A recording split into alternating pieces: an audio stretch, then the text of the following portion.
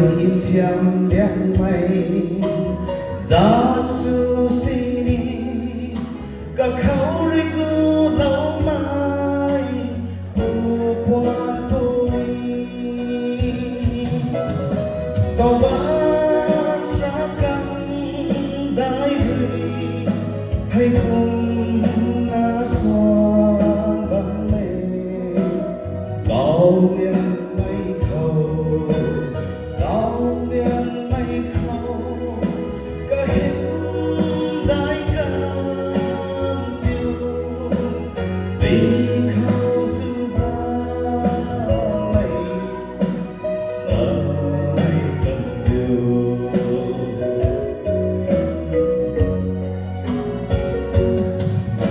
mùa xuân khâu xa căn mây lá riêng quay kêu dạo đô lưu trăng đan kha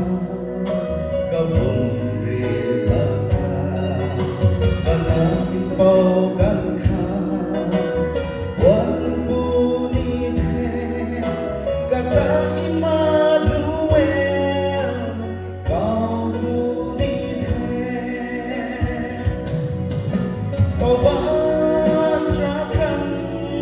đáy rì hay không na xoan bắn mây cao liên mây khâu cao liên mây khâu cả hình đáy can tiêu vì khâu sư ra mây nơi cần tiêu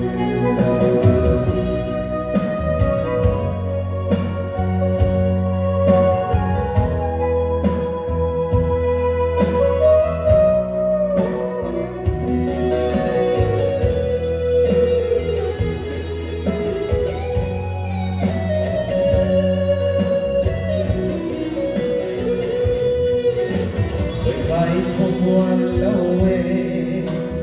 tu lâu mây bu này mất việc thăng quang mây ninh đình mây đông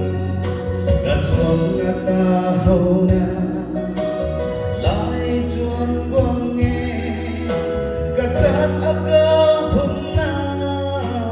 quang ca lúc mê